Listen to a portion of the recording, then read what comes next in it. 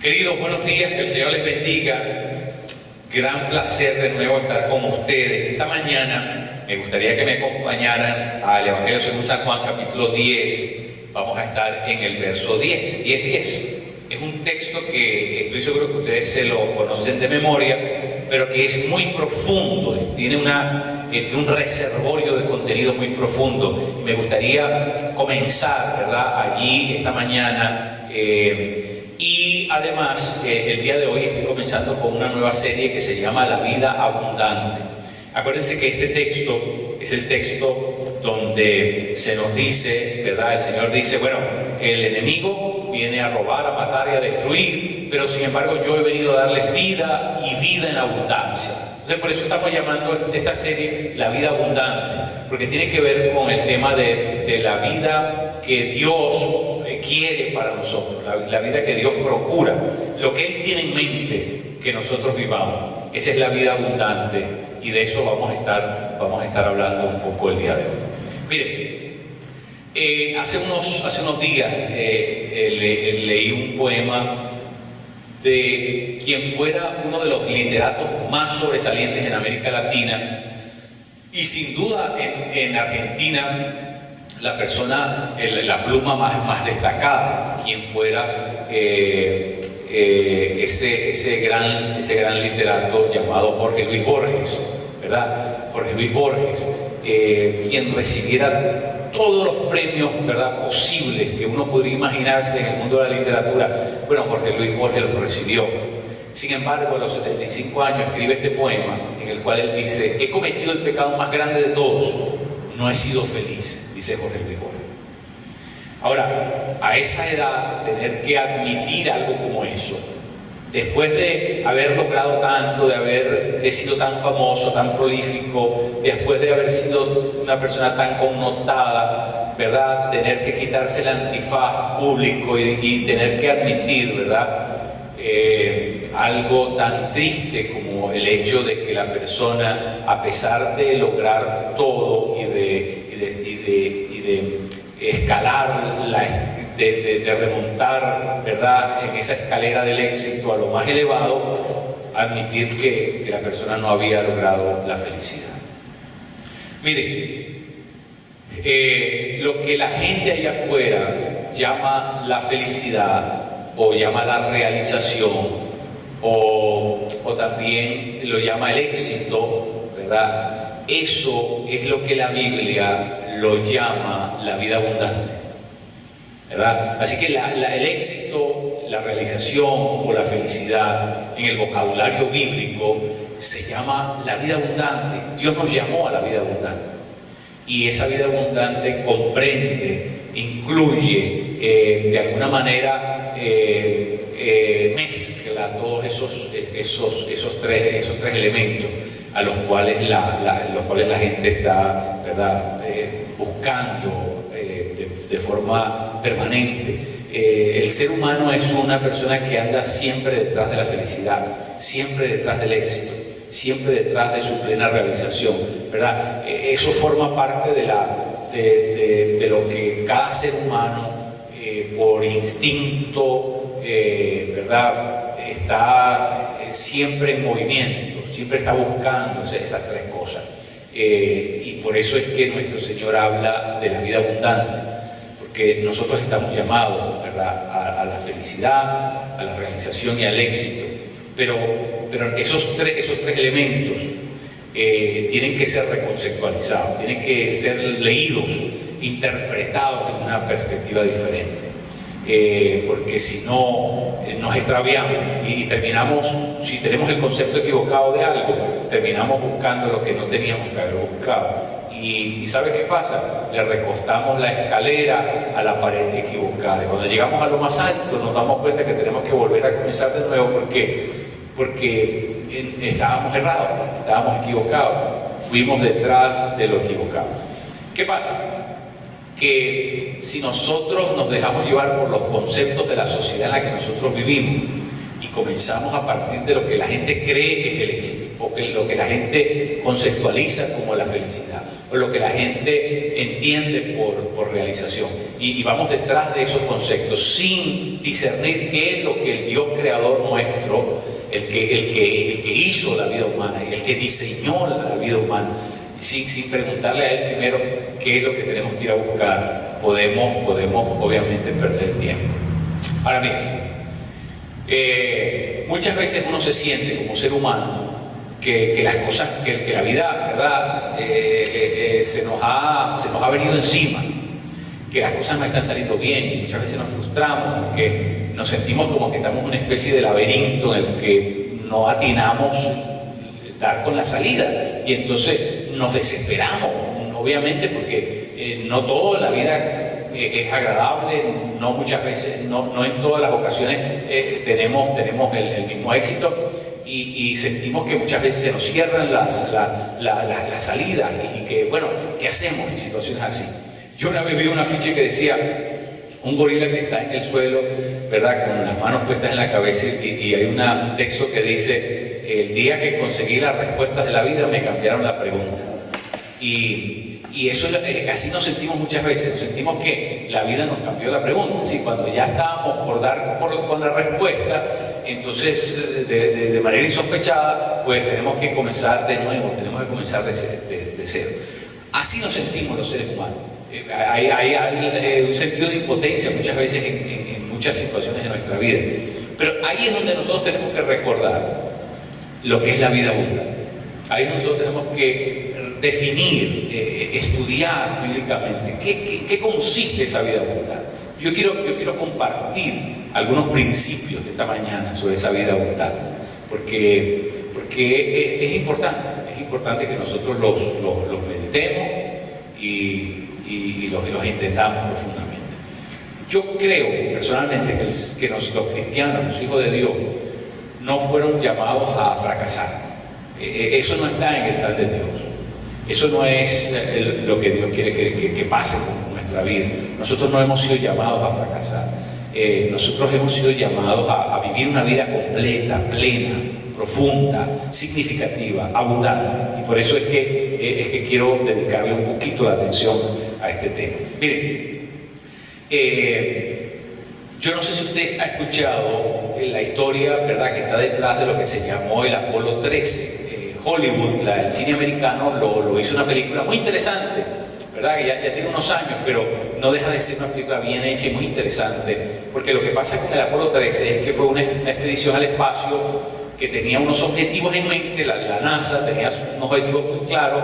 Para eso mandó estos astronautas a ejecutar, ¿verdad?, lo que se había planificado. Sin embargo, hay un desperfecto, hay una avería en el cohete que mandan al espacio, y bueno, eso hizo que la NASA tuviera que cambiar radicalmente sus objetivos, porque ya no podían accesar al sitio donde ellos querían llegar para hacer sus estudios, sus investigaciones, y todo se tornó en una lucha por la subsistencia, ¿verdad? Porque en el momento que hubo esa explosión dentro del cohete, el cohete comenzó a perder facultades, y muchas de las funciones que se supone que podía lograr hacer el cohete ya no las podía hacer. Comenzó a perder oxígeno, los recursos dentro del cohete comenzaron a perderse. Bueno, ellos tenían que aprender entonces a jugar con una serie de factores, tuvieron que hacer el trabajo de mecánicos dentro del cohete, y tuvieron que reprogramar toda la expedición, ¿no?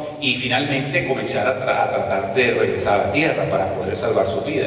Y eso es lo que hace este evento excitante, el hecho de que ¿verdad?, la vida de estos seres humanos estaba en cuestión.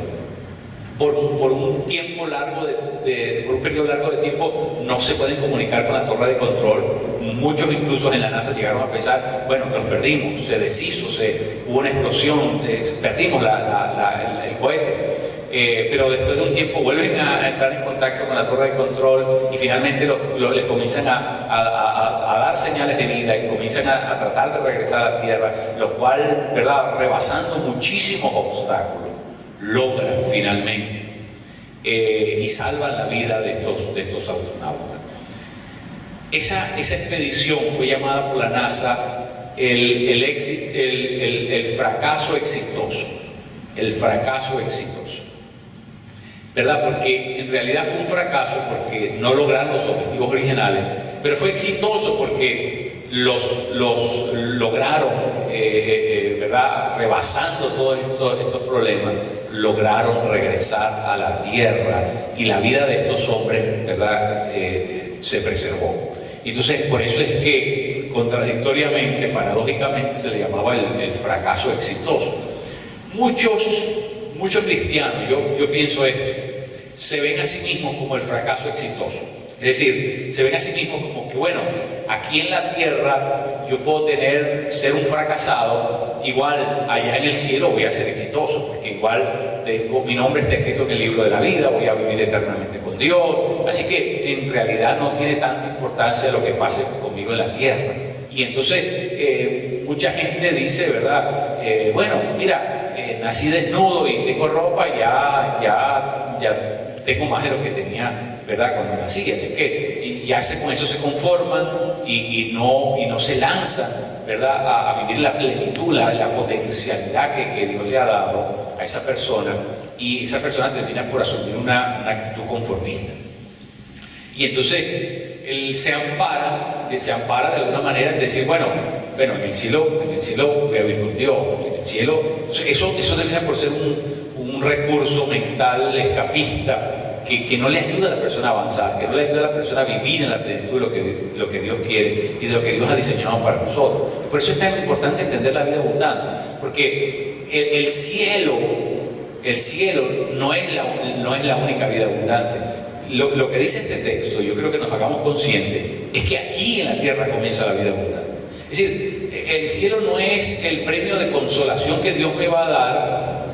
El cielo no es el premio de consolación que Dios me va a dar porque, bueno, viví derrotado y viví frustrado y fracasado y no pude, ¿verdad? Como otra persona, sacarle el néctar del placer a la vida. Y entonces, bueno, Dios como consuelo a eso, como fui cristiano fracasado, pues entonces, mira, aquí está el cielo, es la compensación de alguna manera por tu vida frustrada y por tu vida tortuosa y por tu vida sacrificial. No, yo no creo eso. Yo creo que este texto nos habla claro que esto tiene que ver con aquí, con el ahora. Es decir, Dios quiere que nosotros vivamos la vida completa, que Dios quiere que nosotros vivamos la vida abundante, que Dios quiere que nosotros vivamos la vida plena. Es decir, Dios nos creó para eso. Y lo que tenemos que definir es qué consiste. Pero yo sí creo que es para el aquí, yo sí creo que es para ahora, que esta vida, el cielo va a ser la prolongación de esta vida abundante, plena, completa, que Dios quiere que yo inicie ahora. Desde el momento en que yo me encontré con Él y que el Espíritu Santo vino a habitar mi vida, yo he sido capacitado para vivir en esa vida abundante. Pero tenemos que entender en qué consiste esa vida abundante. Entonces, bueno, me gustaría, como es obvio, comenzar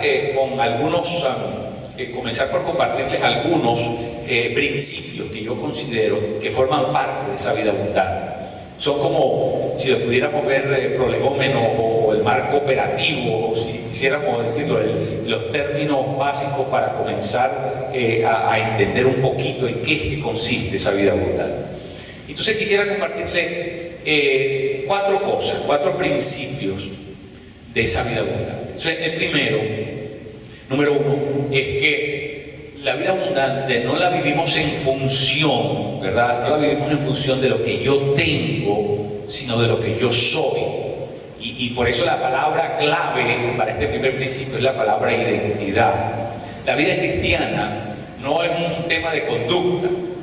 No es que Dios tiene un prontuario, Dios tiene una expectativa de vida y nosotros, bueno, nos ajustamos a eso. No, Dios quiere que yo sea alguien.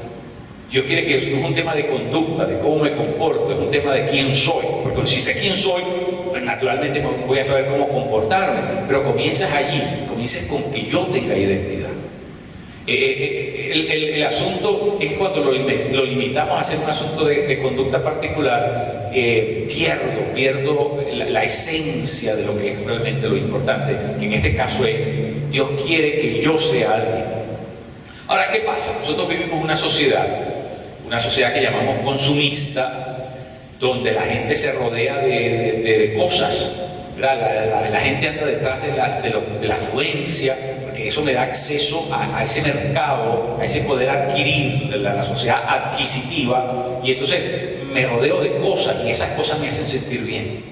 Y por último, como estoy rodeado de cosas, me cosifico porque mi vida también comienzo a entenderla, ¿verdad?, en una perspectiva puramente material, y yo termino por ser una cosa, y termino por tratar a las demás personas como si fueran también cosas, como algo que yo adquiero, algo a lo que yo tengo derecho por haberlo comprado o pagado. Y entonces, ¿qué pasa? Que muchas personas en la sociedad en la que nosotros vivimos se definen es por lo que tienen y no por lo que son.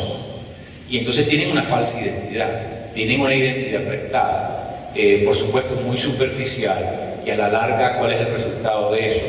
El problema de eso es que estas personas, según las circunstancias que les toque afrontar en la vida, se ven vaciados, se ven vacíos, no tienen de qué agarrarse, porque en el momento que les toca prescindir de lo que tienen, entonces ya no se saben, porque lo que los definía era lo que tenían y no lo que son, ¿verdad? Por eso es que mucha gente se compra el carro más lujoso, el carro del año, porque ese carro le hace subir su ego, lo hace sentirse bien, lo hace sentir que puede mirar a las personas con, ¿verdad?, los ojos, con propiedad, porque se siente alguien, pero no porque sea alguien, es porque tiene algo que lo hace sentir alguien.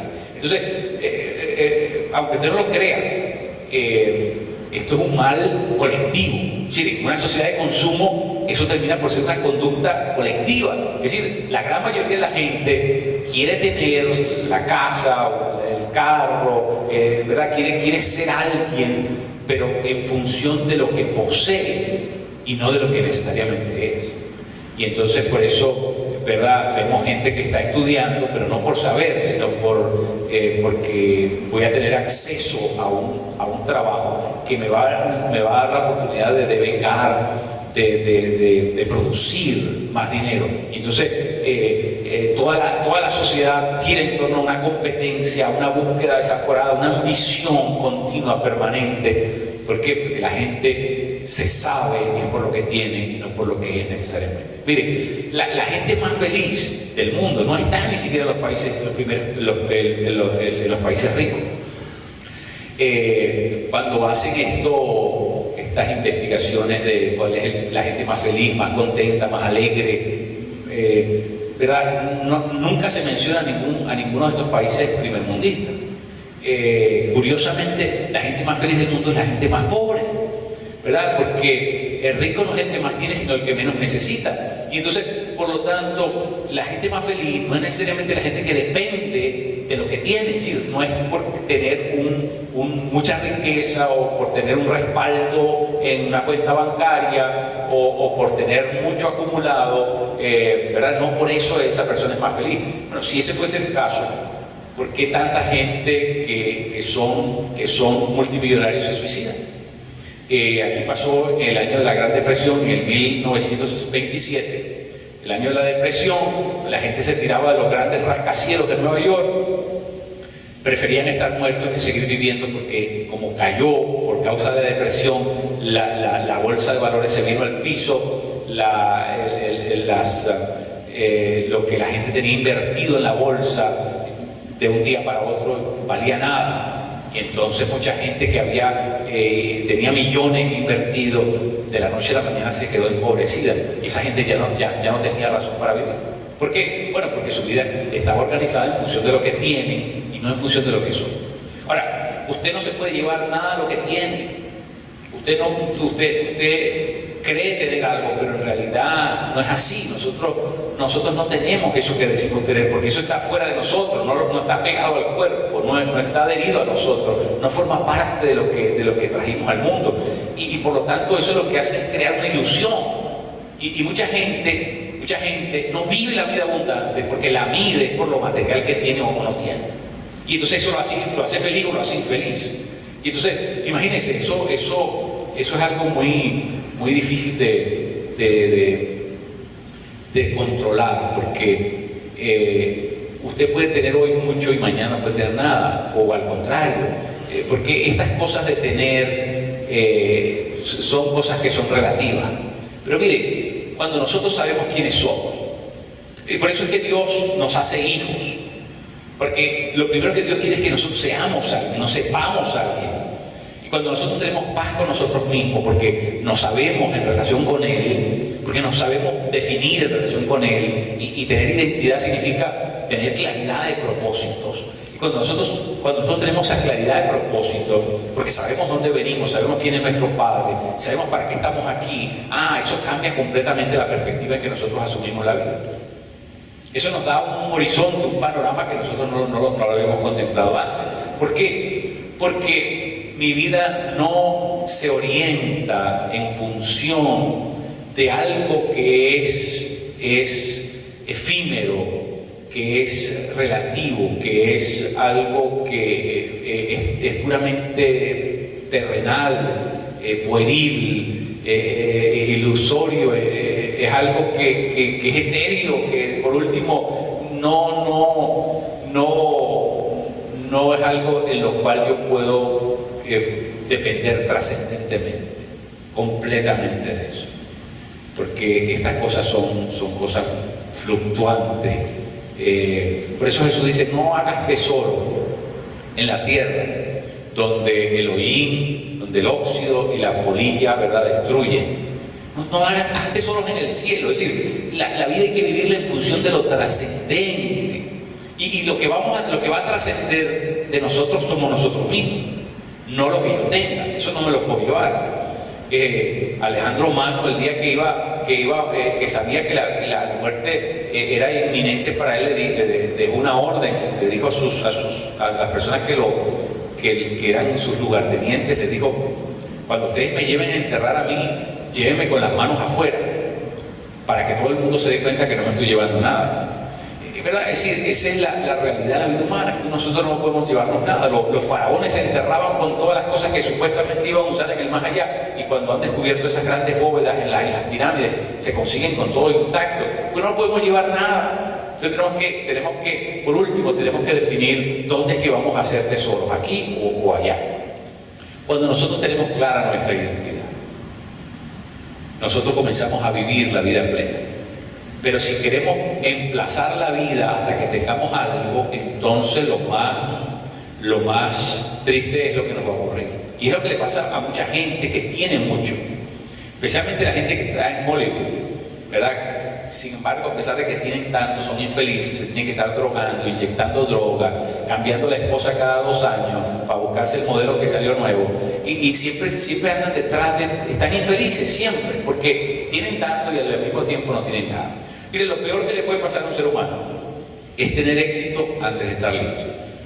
Eso es lo peor que le puede pasar a un ser humano, tener éxito antes de estar listo, ¿verdad? ¿Cuántas veces usted oye personas que son desconocidas, pegan una canción, se hacen multimillonarios con el disco que venden, y usted pregunta 6 meses, 1 año después, y la persona ya lo perdió todo porque está internado en uno de estos hospitales para revertir la dependencia de la droga?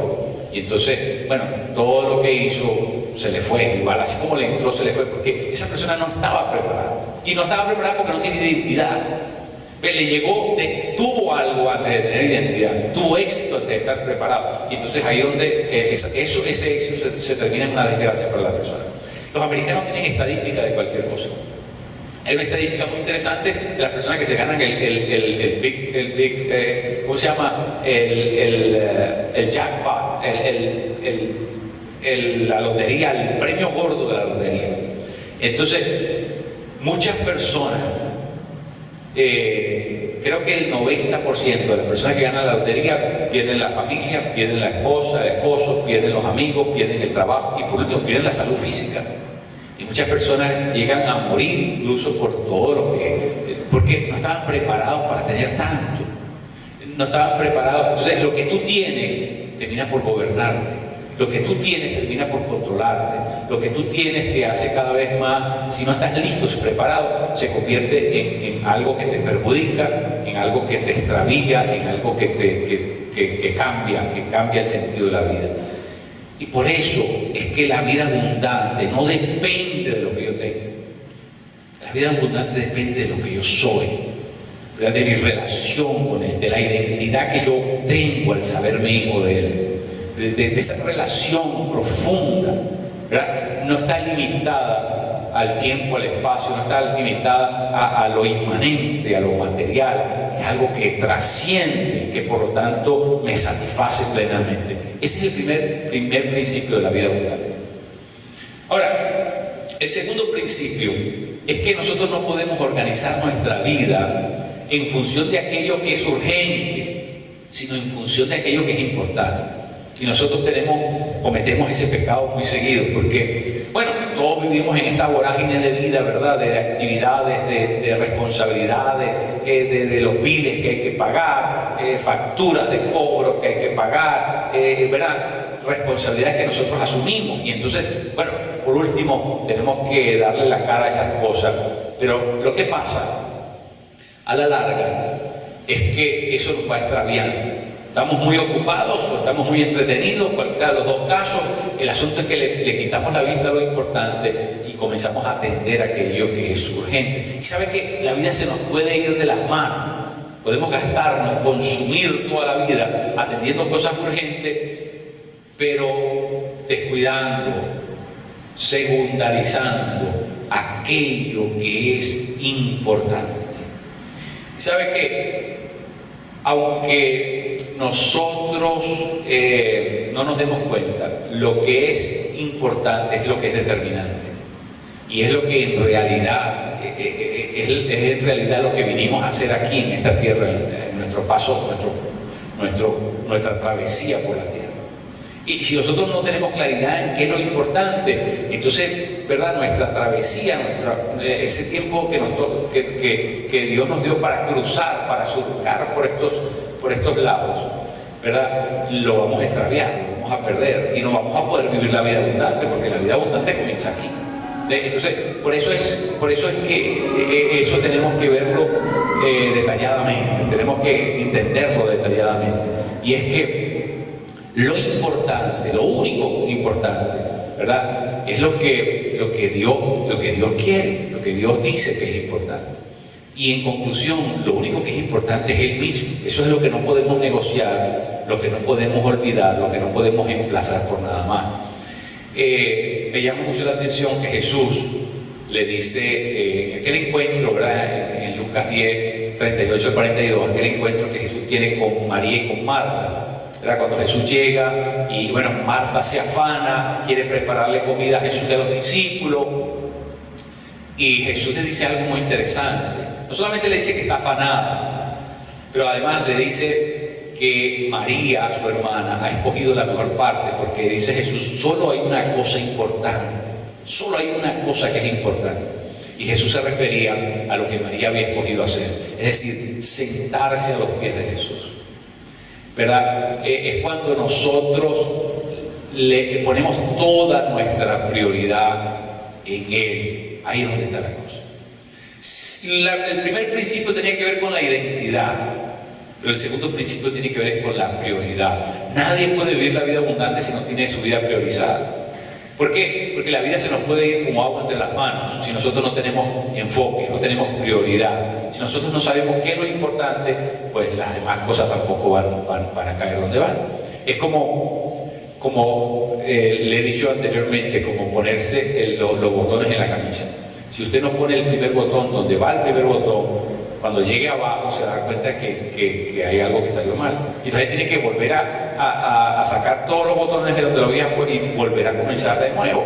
La vida es igual. Si no pones la prioridad, si no pones a Dios por prioridad, todo lo otro no te va a salir bien, todo lo otro va a estar fuera de lugar, todo lo otro tienes que volver a sacarlo y tienes que comenzar de cero de nuevo, porque lo que hace que nosotros vivamos la vida plena y le saquemos el néctar a la vida es cuando nosotros lo ponemos a Él donde Él tiene que ir. Dios no funciona en otro lugar que no sea el primero.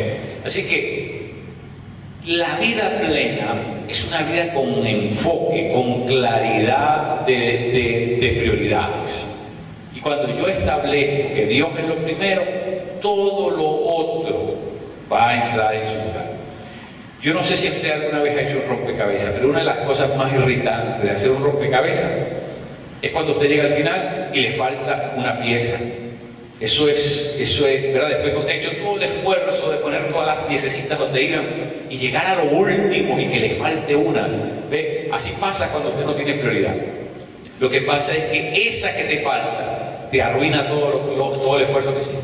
Entonces, cuando tú no pones a Dios de primero, aunque todo lo otro aparentemente esté bien, no vas a estar satisfecho, no vas a estar complacido. ¿Por qué? Porque dejaste lo importante, lo dejaste por fuera. Nosotros vivimos en esta vida, y especialmente aquí en este país, vivimos en un corre permanente, vivimos en la línea expresa, ¿verdad? Vivimos siempre en el canal rápido, vivimos acelerados, vivimos en una pelea permanente contra el tiempo y no nos deja disfrutar la vida. ¿Por qué? Porque vivimos detrás de las cosas urgentes. Mas, sin embargo, cuando usted vive en función de lo que es importante, establece a Dios como la prioridad de su vida, ¿sabe qué? Dios mismo se encarga de darnos de que el tiempo llegue, de que las cosas se den fluidas, de que todo esté en su sitio. Y entonces, ¿qué pasa? Nos estresamos menos y vivimos, podemos disfrutar, podemos saborear la vida. Y eso no pasa cuando nosotros tratamos de alterar el orden correcto. Por eso, la prioridad, vivir enfocados, es algo que es determinante si uno quiere vivir la vida plena. Mire, nosotros tenemos que reconocer que nosotros no vamos a ser buenos en todo lo que hagamos. Nosotros no tenemos la facultad de poder ser buenos en todo lo que hacemos. Entonces nosotros tenemos que aprender a reconocer nuestras propias limitaciones, de priorizar las cosas. Tiene que ver con también admitir que tenemos que enfocar en aquello que somos buenos, porque si nosotros no lo hacemos de esa manera, nunca vamos a dar un legado, porque vamos a ser, ¿verdad?, mediocres en muchas cosas, pero no vamos a ser buenos en nada. Y yo creo que lo importante sería ser buenos en algo y en eso dejar una contribución, en eso dejar un legado. Pero tenemos que tener enfoque. Si usted le comienza a disparar a muchas cosas al mismo tiempo, lo más probable es que no le va a pegar a una. Pero si usted se enfoca y usted pone su mira telescópica, la apunta en una sola dirección, por lo menos a eso le va a pegar. Y se va a ir con la satisfacción de que por lo menos esa contribución hizo. Y eso se puede convertir en un legado que otra gente, cuando usted no esté, esa gente puede llevar, seguir, persistir en esa visión, en lo que usted trazó, en lo que usted determinó. Entonces, la vida plena, la vida abundante, tiene que ver con tener las prioridades claras. Tenemos que aprender a discriminar, porque miren, yo me he dado cuenta que una de las estrategias de Satanás es o mantenernos ocupados o mantenernos entretenidos. Es decir, él nos roba, nos desenfoca, es de una manera o de la otra. Es decir, o nos entretiene y pasamos el tiempo entretenidos en algo que simplemente es irrelevante, es insignificante, es algo que solamente está allí para entretenernos, para matar el tiempo. Y bueno, por eso tenemos que, cuando tenemos prioridad, entonces de alguna manera nos deshacemos de esas cosas que se convierten en esos pequeños agujeros en el tanque, en el combustible, que por donde comienza a drenar, ¿verdad?, y comienza a salirse todo el combustible de nuestra vida. Entonces, esas cosas que nos entretienen, aunque nos logran el objetivo de entretenernos, al mismo tiempo nos están robando algo, nos están robando combustible para esas otras cosas en las que nosotros necesitamos invertir, en las que necesitamos estar enfocados. Y lo segundo es que la otra posibilidad es que el enemigo nos mantenga demasiado ocupados, demasiado metidos en nuestro trabajo, demasiado metidos en nuestras cosas urgentes, demasiado metidos en resolver, en pagar, en cumplir. Y ¿sabes qué? A veces es mejor tener menos, pero estar más enfocado.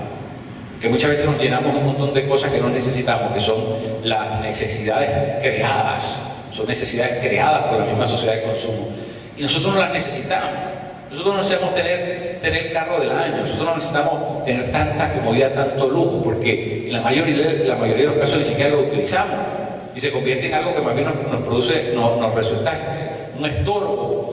Y sabe que ese tiempo que vamos a gastar en pagar algo que no necesitamos, lo pudimos haber invertido en algo importante, como atender a nuestro Señor, como ponerlo a Él por prioridad, como tener tiempo de calidad en su presencia, como disfrutarlo, porque muchas veces ni siquiera lo disfrutamos, estamos tan apurados que aún nuestra relación con Él la llevamos a prisa y no podemos sentarnos como María a disfrutar de la presencia de Dios. Entonces, mire, tenemos que revisar nuestras prioridades. La vida abundante es una vida de identidad y una vida de prioridad. Lo tercero es que nosotros no podemos vivir la vida esperando la aptitud perfecta. La vida tenemos que vivirla teniendo la actitud correcta. ¿Ve? La primera es aptitud con P, ¿verdad? Eso habla de capacidad. Mucha gente quiere ser la persona capaz para poder vivir la vida. Y muchas veces nosotros no vamos a ser todo lo capaces que nos gustaría ser, por muchos factores. Hay gente brillante que no puede estudiar, no se puede preparar todo lo que lo hubiese querido. A veces los planes nos cambian y terminamos en un país en el cual no habíamos pensado ir. A veces nos toca trabajar antes de tiempo, a veces tenemos familia a la que tenemos que responder y no podemos liberarnos. Sí, lo que quiero decir por último es que si nosotros esperamos tener la aptitud perfecta, nosotros muchas cosas no las vamos a poder lograr en la vida. Porque ¿quién de nosotros domina o es perfecto en cada cosa? Eso no es posible, ¿verdad? Lo que nosotros tenemos que hacer para disfrutar la vida y para poder vivir la plenitud de la vida a la que Dios nos llama es cambiar nuestra actitud. No ser perfectos, pero tener la actitud correcta. Cuando nosotros variamos, modificamos nuestra actitud, nuestro acercamiento a las cosas, lo modificamos, eso hace que nuestra forma de leer la vida sea también diferente. Mire, hay muchas personas que nunca aprenden a hablar inglés. No lo aprenden a hablar porque quieren que la primera vez que abran la boca y digan algo, lo digan perfecto. Entonces quieren tener la aptitud perfecta para hablar el idioma. Y eso los limita, porque si usted va a esperar pronunciar la palabra bien para finalmente decirla en público, entonces nunca va a hablar. Porque uno va hablando el inglés y lo va aprendiendo precisamente por los errores que va cometiendo. Y si no acepta que vas a cometer errores y quieres ser perfecto, ¿cómo lo vas a hacer desde la primera vez? Entonces te fregaste, porque ya no vas a poder aprender. Entonces uno tiene que aceptar, ¿verdad? Aceptar eso con la mejor actitud. Y tiene que ensayarlo y ensayarlo y ensayarlo. Y de tanto ensayarlo, bueno, eso es lo que hace que las cosas hagan una diferencia. Fue lo que le pasó a Edison, ¿verdad? Cuando finalmente logró dar con la electricidad. El hombre no decía, bueno, volví a fracasar cuando tenía uno de esos experimentos fallidos, que fueron muchísimos experimentos fallidos. No, él no decía, volví a fracasar, él decía, este experimento ahora, gracias a este experimento hay algo nuevo que sé. Entonces, esto no me quitó, esto me añadió. Entonces, cuando nosotros cambiamos la actitud, eso nos hace que veamos la vida y que podamos leer la vida y que podamos disfrutar la vida, cosa que antes no podíamos hacer porque no teníamos esa actitud correcta. Entonces, la forma en que nosotros nos aproximamos, nos acercamos, la forma en que nosotros procesamos las cosas, juega un papel importantísimo en cómo vamos a poder sobreponernos a las fuerzas de roce, de oposición que cada uno de nosotros tiene que enfrentar en la vida.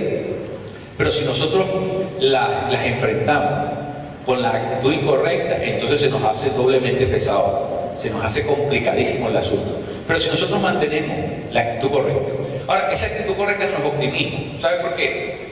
Porque la actitud correcta para nosotros, la gente de fe, es ver las cosas como Dios las ve. Por ejemplo, cuando Josué y Caleb entraron en la tierra prometida, ellos trataron de mantener la actitud correcta. Sin embargo, los otros que iban con ellos no tenían esa actitud, no tenían esa forma de interpretar las cosas. Entonces, ¿qué pasó? Ellos vieron gigantes, vieron la cosa demasiado difícil, vieron la cosa demasiado complicada, le fueron a decir a la gente, no, esto es muy complejo, no hay futuro para nosotros aquí, son todos gigantes, y nos veíamos como langosta delante de ellos. ¿Qué pasó con Caleb y Josué? Dijeron, no, de la tierra de Dios. Miren, esta es la tierra que fluye leche y miel, miren todo lo que trajimos de allá, miren las frutas como son, miren las hortalizas como son, miren, ahí es maravilloso, y además sí, aquellos pueden ser muy fortachones, muy grandes, lo que sea, pero ¿sabe qué? Nosotros vamos en nombre de, ¿qué pasó? Ellos estaban leyendo las cosas como Dios las lee, ellos estaban viendo las cosas en la perspectiva divina. Si nosotros no cambiamos nuestra actitud, mi querido, nos quedamos apoyados. Y sabe que no solamente que no vamos a lograr lo que potencialmente podríamos lograr, pero es que no vamos a disfrutar la vida, porque siempre vamos a ver la vida, ¿verdad?, por un huequito, y la vamos a ver miserable, y la vamos a ver escasa, y la vamos a privilegiar siempre lo malo por encima de lo bueno. ¿Por qué? Porque no tenemos la actitud correcta. Entonces tenemos que tener la actitud, tenemos que tener una manera de ver las cosas diferente, porque eso va a ser una diferencia en cómo nosotros vivimos, cómo nosotros tenemos calidad de vida.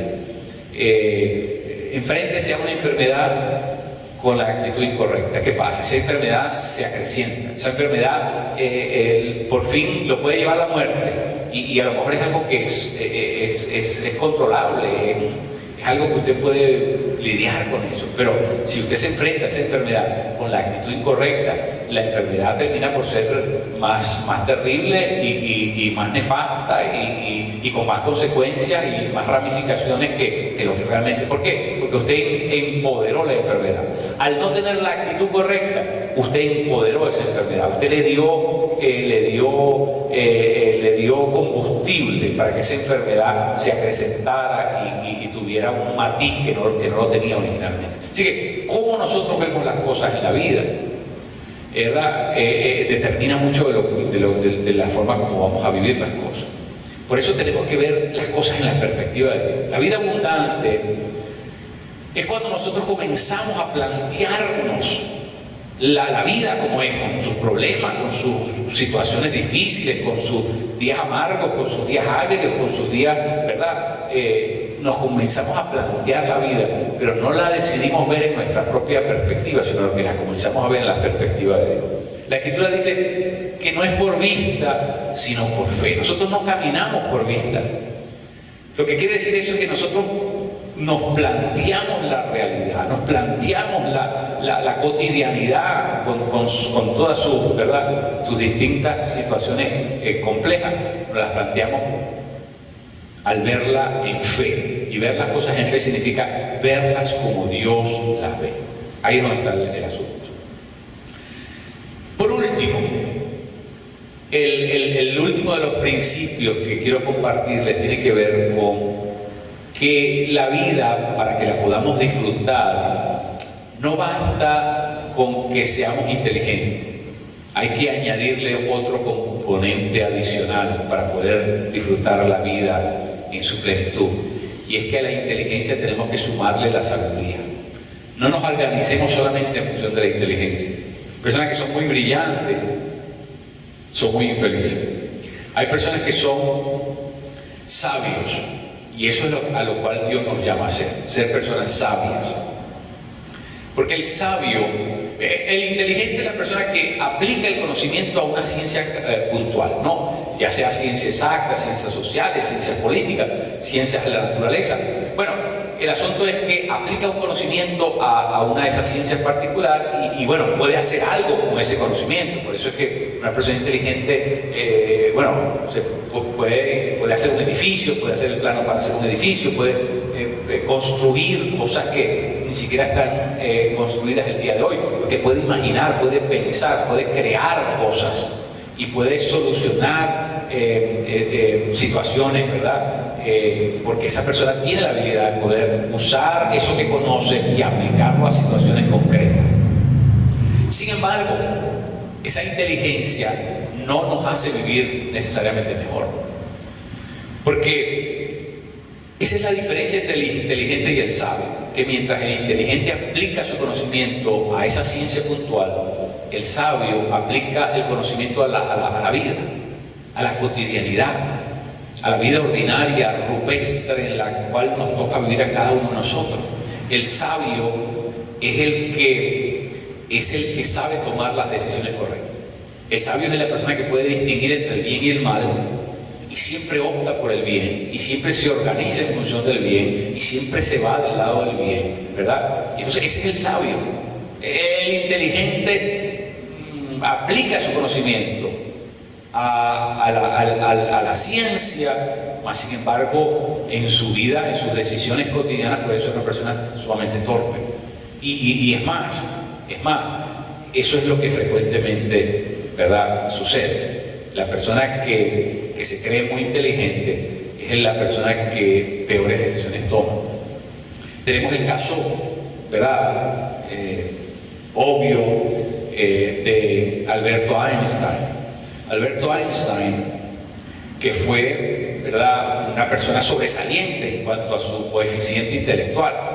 Cuando el coeficiente intelectual de una persona promedio, como usted, como yo, es de 120, 130, el de este hombre era sobre los 200 puntos. O sea, ya eso le dice a usted que era, en comparación, tenía un saber, un conocimiento, una inteligencia muy avanzada. Por lo tanto, era genio, rayaba, ¿verdad?, en la genialidad. Por eso pudo, ¿verdad?, plantear este teorema, este asunto, para dar con todo lo que se llama hoy la relatividad. Ese estudio que tuvo que llevar a cabo, ¿verdad?, para poder medir el asunto del tiempo versus del espacio y la prolongación del universo. Es una cosa fascinante, una cosa que hay que ir a la universidad para poder explicarla, porque no es una cosa muy sencilla. Ya eso le indica a usted que el hombre, ¿verdad?, se voló la cerca. Era muy inteligente. Sin embargo, cuando usted lee la biografía de Alberto Einstein, se va a conseguir con cosas muy contradictorias, como por ejemplo, el tipo dejó tirado a la esposa, ¿verdad?, sin haber una causa, ¿verdad?, real. Los hijos terminaron resentidos con él porque él abandonó, ¿verdad?, a su primera esposa por irse con una prima con la que termina casándose. No solamente eso, sino cuando fue profesor de la Universidad de Princeton, aquí en New Jersey, se le conocieron muchísimos episodios de problemas de falta, de traición a la esposa, infidelidad, ¿verdad?, tantísimas cosas. Además que se acusa de haber participado en la creación de la bomba atómica. Bueno, muchísimas malas decisiones que tomó. Así que era muy inteligente, pero no era muy sabio, ¿verdad? Era muy inteligente, pero no era muy sabio, ¿verdad? El sabio es la persona que sabe vivir. Porque el sabio es la persona que sabe tomar las decisiones, pero no las grandes decisiones, las decisiones de verdad, ese tipo de las decisiones cotidianas, lo de todos los días. Esas son las decisiones que por último terminan ser las importantes y las que determinan cómo vivimos, cuál es la calidad de vida que vamos a tener. Esas son las decisiones supremamente importantes. Y entonces, Einstein era una persona brillante, mas sin embargo no era inteligente. Entonces, yo creo que la vida plena a la que Dios nos llama es una vida para gente sabia. Es cuando vivimos con sabiduría, es decidiendo lo correcto, tomando las decisiones correctas, como se construye una vida abundante, se construye una vida plena. Entonces, por eso no basta con la inteligencia, hay que ir más allá de la inteligencia. Es decir, no estoy diciendo que la inteligencia no sea mala y que no juegue un papel importante, no, de hecho es importante, pero para efectos de la vida que nos toca a todos vivir, necesitamos, y es lo que la Biblia nos enseña, necesitamos ser sabios. Porque ser sabios significa eso, significa saber vivir bien, porque es aplicar el conocimiento de Dios, el conocimiento divino, aplicarlo a la realidad inmediata en la que nosotros estamos inmersos. Y entonces es allí donde se cuaja la vida, es allí donde la vida, ¿verdad?, llega a su punto, y es allí donde nosotros, ¿verdad?, precisamos de esa sabiduría divina para poder vivir la vida tal y como debe ser, tal y como Él la pensó, tal y como Él la diseñó. Entonces, la vida abundante, ¿verdad?, la vida abundante es esa vida a la cual Dios nos llama, esa vida a la que todos tenemos derecho como hijos de Dios. Él nos incluye a todos dentro de esa vida abundante. Y entonces quería compartir con ustedes esos 4 principios. La semana que viene le voy a añadir un principio más, ¿verdad? La semana que viene le voy a enseñar que la vida abundante es una vida que se vive en agradecimiento. Para vivir abundantemente hay que ser una persona agradecida. Si usted no es una persona agradecida, no puede vivir la vida abundante. Pero eso se lo voy a enseñar la próxima semana. Que el Señor les bendiga poderosamente, mis queridos. Nos veremos próximamente. Bendiciones.